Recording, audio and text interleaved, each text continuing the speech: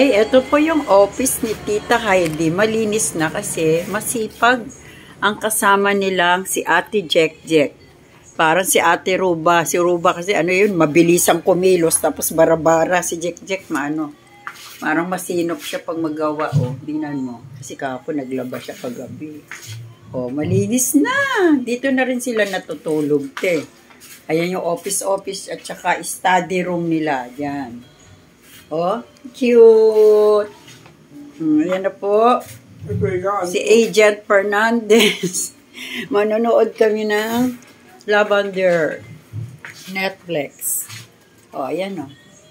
Ala, ang galing ng pagkagawa ni Ate Heidi, te. Nakatipid siya. Kahoy lang, te. Di ba, de? Ano lang to, de? Mura lang. Ano to, daddy? Dikit? Maraming nabili sa atin. Oo, maraming nabibili niyan. Yung parang ano, dutong, Tapos inano niyang ganyan. Ang galing, no? Alam mo, may talent sila, daddy. Parang mga architect, eh. Pati kay Uncle Danso. Yung paano ba makatipid. Pero, ang galing, no? Pati Heidi lang nag-idea. Pinagawa niya. Tapos yung kahoy. Practical ba? Yan ang mga gusto kong tao. Yung mga practical. Wow!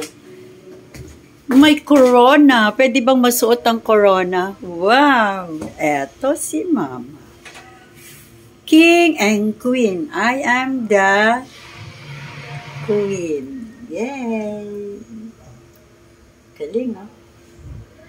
Ako pa kay Heidi, lahat ng yung picture ni Kim nandito. Mga iba-ibang klaseng damit. Ayan, tapos doon na yung sala. Dito sana tayo mag-Christmas party, no? Dati dito. Doon na lang daw sa Dito daw, dito mag-Christmas mas party. Ayun dyan.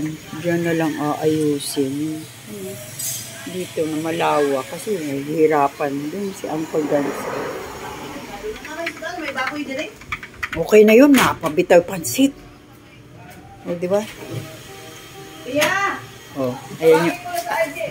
Ayan yung ayan yung kasama niya. Si Ate Jack kapalit ni Ate Ruba mo. Masipag. At ang sarap magluto.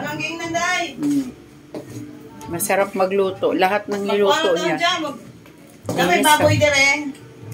Super linis talaga. Sabon, adobohon.